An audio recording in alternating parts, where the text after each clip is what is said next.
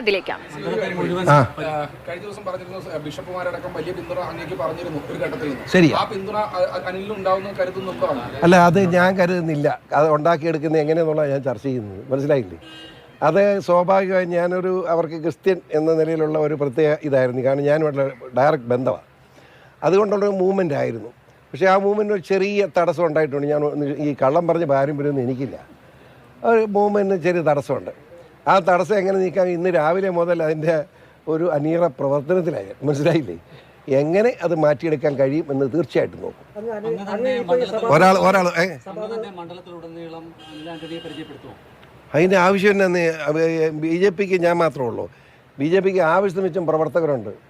ഞാൻ പോകേണ്ടടുത്ത് ഞാൻ പോവും, പ്രവർത്തകർ പോകേണ്ടടുത്ത് പ്രവർത്തകവും. ഒരു സംശയം വേണ്ട, ഞാൻ പോകേണ്ടടുത്ത് ഞാൻ പോകും. സംശയം എന്താ?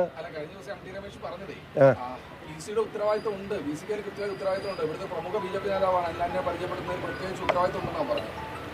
അതല്ലേ ഇപ്പം നടന്നിരിക്കുന്നേ, അതായിപ്പോൾ നടന്നുകൊണ്ടിരിക്കുന്നത്. അതല്ലേ നടക്കുന്നത്.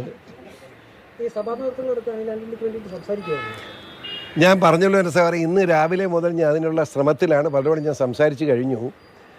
അവരുടെ തർക്കങ്ങളും ഒക്കെ ഉണ്ട്, അതൊക്കെ ഞാൻ കേട്ടു.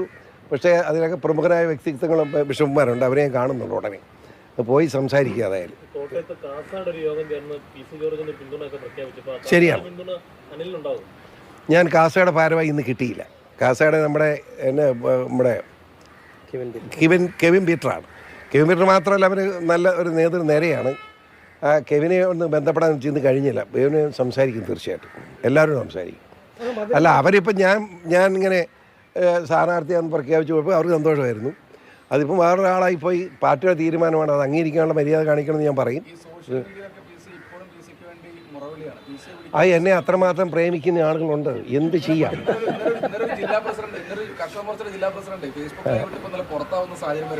അതൊക്കെ അങ്ങനെ കരയുന്നവരുണ്ടെന്ന് എൻ്റെ പ്രവർത്തനം അതുപോലെ നല്ലതായിരുന്നു, അതുകൊണ്ടാണ് അത് സമ്മതിച്ചല്ലോ. അങ്ങനെ നല്ല പ്രവർത്തനം അനിൽ ആൻ്റണിയിൽ നിന്ന് ഉണ്ടാവും, ഒരു സംശയം വേണ്ട. അതാണ് നമ്മുടെ ശ്രമം. ആരെ? ഞാനോ? അങ്ങനെ ഞാൻ പത്തനംതിട്ട മത്സരിക്കും. ഈ കൊച്ചെന്നെ ചോദിക്കുന്നത് എൻ്റെ മാളെ, ഇത് പത്തനംതിട്ട മത്സരിക്കുന്നത് നമ്മുടെ സ്ഥാനാർത്ഥി ഇതായി നിൽക്കുന്നു. അപ്പോൾ ഇനി ഞാൻ എന്നാ മത്സരിക്കുന്നത്? ഇല്ല, ഞാനില്ല. ഞാൻ അറിയാമല്ലോ, രമേശ് പറയട്ടെ. രമേശ് അല്ല ആര് പറഞ്ഞാലും എന്നെ സംബന്ധിച്ചോ ചോദിക്കണ്ട. ഞാൻ 91, നിങ്ങൾക്കറിയാം, 1991 പൂഞ്ഞാർ നിയമമണ്ഡലത്തിൽ എൻ എൻ ജോസഫ് MLA ആയിരുന്നു. എൻ എൻ ജോസഫിന് മുന്നണി ജോസഫ് കൂടി ഞാൻ ഉൾപ്പെടെ.